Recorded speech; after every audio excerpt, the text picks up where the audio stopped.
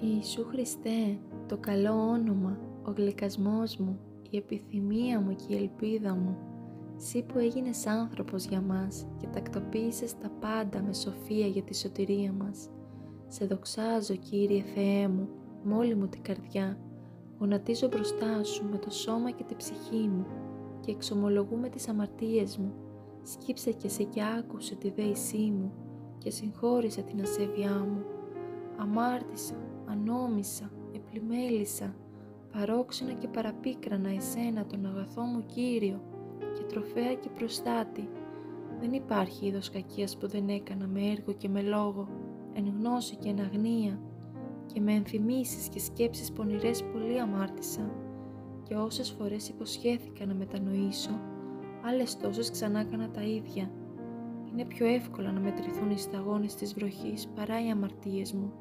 Έφτασαν και πάνω από το κεφάλι μου ακόμα, γιατί από τα νιάτα μου και μέχρι σήμερα άνοιξα τις πόρτες της ψυχής μου στις άτοπες επιθυμίες, δούλεψα στις άτακτες και αχαλήνωτες ορμές, λέρωσα το λευκό χιτώνα του βαπτίσματος, μόλυνα το ναό του σώματός μου και βρώμισα την ψυχή μου με τα πάθη της ατιμίας που διέπραξα.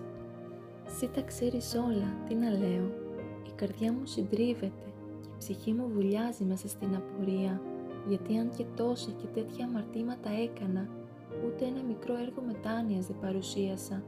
Γι' αυτό είναι ταραγμένη η ψυχή μου, γεμάτη οδύνη και κατήφια. Παρά τα αυτά δεν πάω να ελπίζω στην εσωτηρία μου, ελπίζοντας την αγάπη Σου. Ελέησέ με, Θεέ μου, με το μέγα έλεό Σου, γιατί σε Σένα πιστεύω. Συγχώρησέ με τον αχρίο και ταπεινό.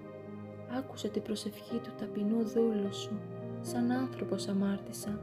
Ως Θεός συγχώρησέ με για την πολύ Σου αγαθότητα και την ανέκφραστη εσπλαχνία και φιλανθρωπία με τις πρεσβείες της Πανενδόξου, Πανυμνήτου, υπερευλογημένης και κεχαριτωμένης, υπεραγίας Δεσποινής ημών Θεοτόκου και αϊπαρθένου Μαρίας. Αμήν.